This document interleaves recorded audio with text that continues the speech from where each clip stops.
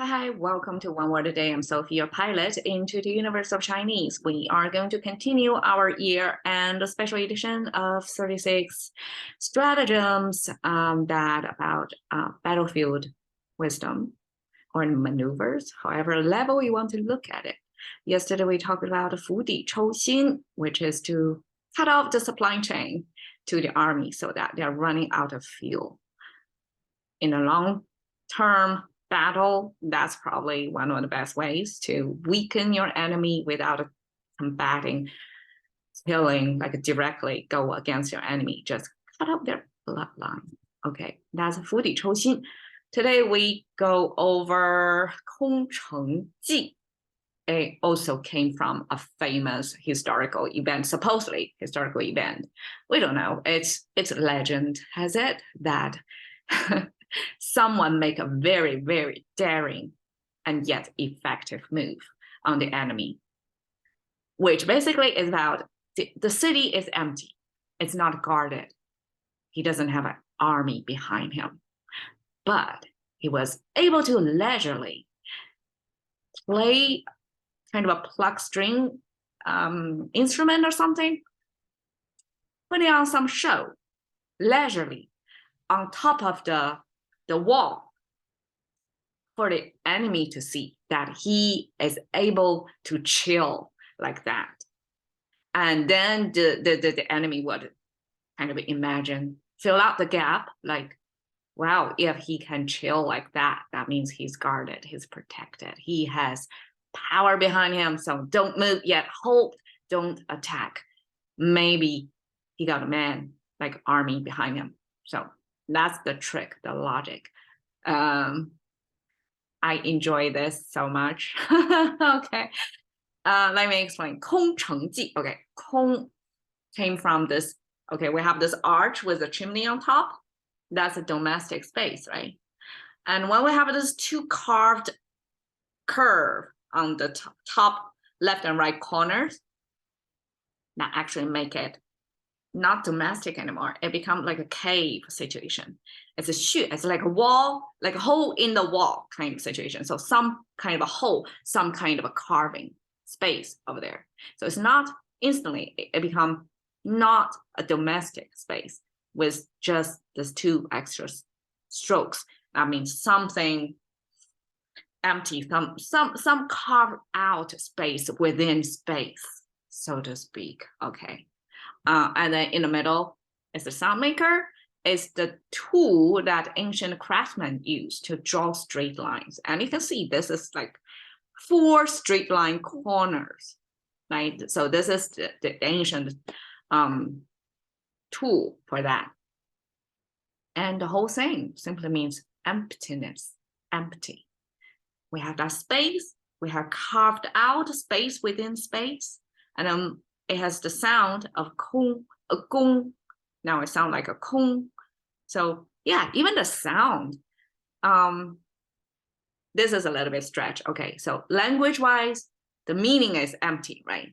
But sound-wise, if we pronounce it as 空, I mean, isn't the ong sound the most spacious sound we can make in a mouth?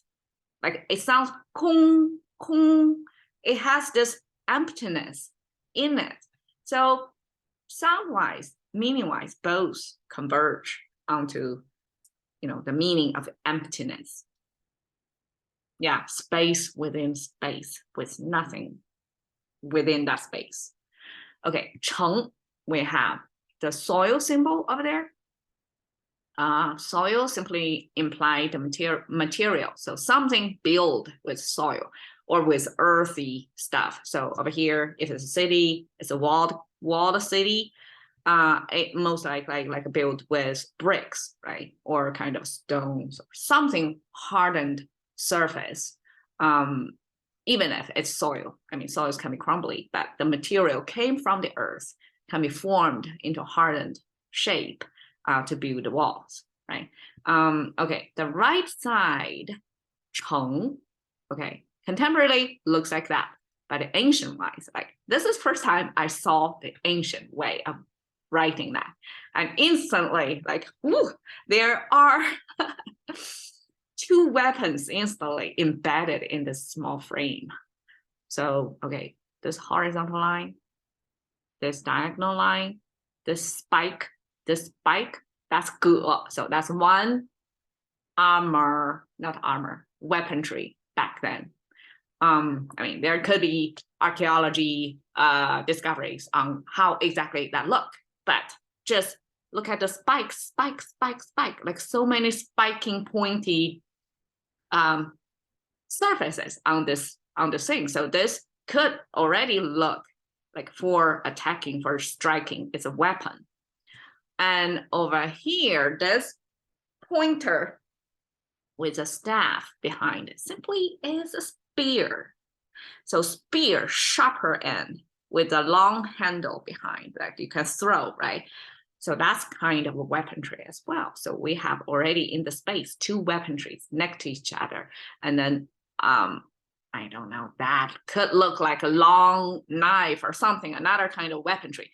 But in short, this Cheng, the city, is heavily guarded, like have to have weaponed, armed men to guard this brick build or whatever form of from the earth, like build up fence of that. So the fence, both the physical fence of the walls, the city walls, and also the human fence of this armed force behind to guard the city. That's the concept of city. It's not like the open city we have nowadays, right? So we have cities rising, we have city skylines, right? Cities in front of water, in front of by the beach, cities like Las Vegas. It want to show you, it want to welcome you, right? Because it was a different city concept back then. It's heavily guarded and walled place.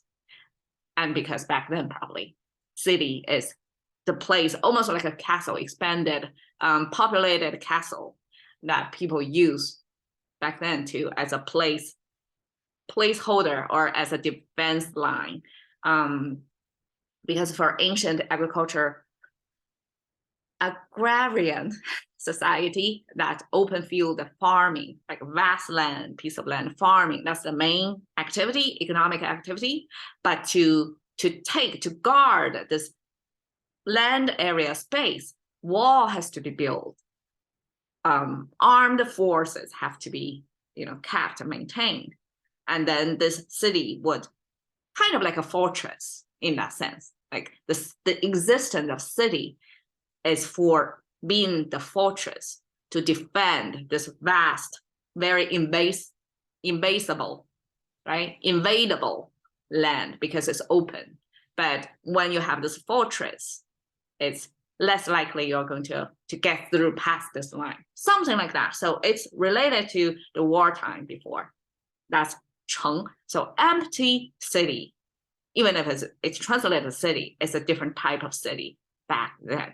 Okay, and then we have strategy. We've seen this a lot because sometimes when the expression is too short, like 空城, just two words, give you the setting of the story. It's an empty city.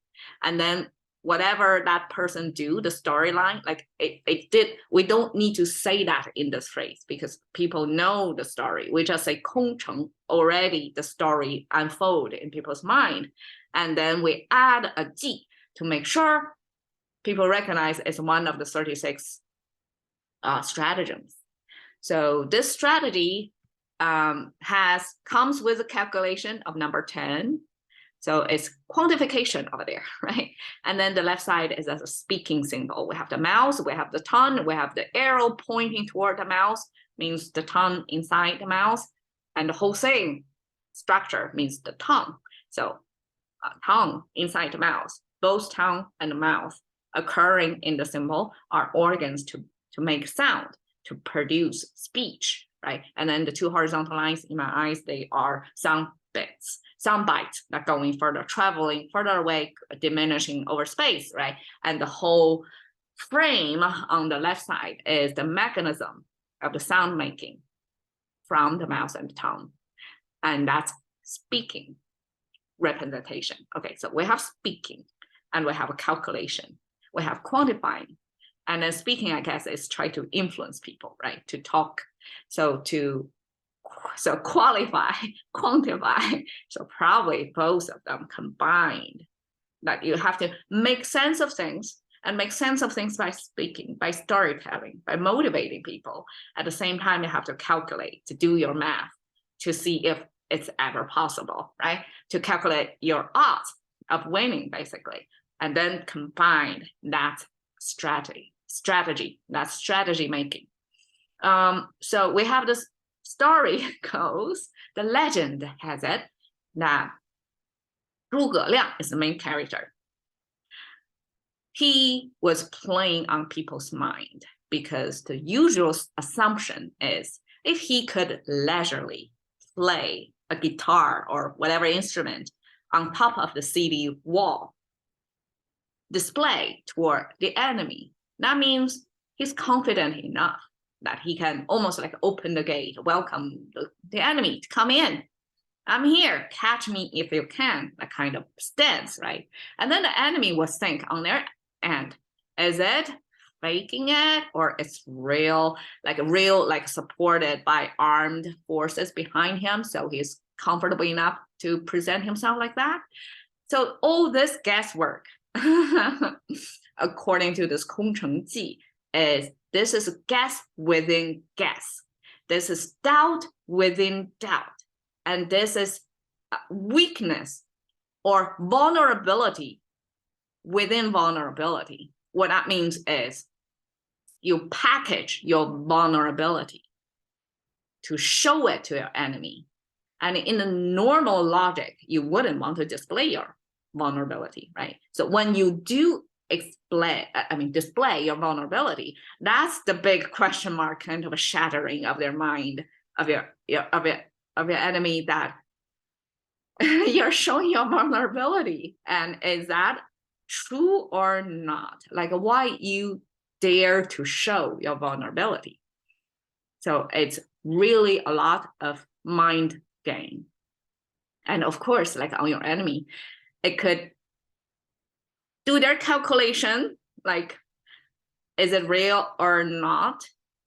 But most of the time, people like doubt beyond doubt within doubt. Like you doubt it one way, and when you see something, you doubt it again.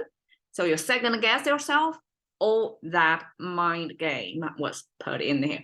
So, I mean, the legend had it, he successfully deterred the attack from the enemy by just display himself. Very vulnerable, right? Position display. And behind him, there's nobody. It's empty. And display himself with the instrument, leisurely playing chill out in front of a big army. And that deterred the army from attacking him, because they cannot fathom that he is so daring to expose himself and play an instrument in front of them in this high pressure time with nobody behind him. There must be a trap. So it ended up, he doesn't have army, he doesn't have men behind him. He just use himself as the advertiser of, I have nobody here. See, I'm showing you nobody, come. And that way, his enemy gets themselves out of attacking. That's the right moment to attack. But that's the expose we're talking about, is the intentional expose. And I'm playing a city skyline of this concept of city. So over here are churches, of course. It's not fortress anymore. So this is kind of a city formation already, kind of a semi-ancient. It's not contemporary city skyline, right? It's not skyscrapers. It's kind of ancient architecture, but it's not a fortress at the beginning, the origin of the city either. But that's the closest I can use to represent, okay, this is kind of give you the atmospherical sense of the city, the skyline. It looks kind of empty. It doesn't look like armed. And I imagine that moment that this one guy, standing on top of the city wall playing the instrument, deter, scare, or confuse their enemy to retreat, because who would do that by the regular ration, right? All right, so that's 空城计, cash into the currency of thinking by 1 word a day with Sophie. See you another day.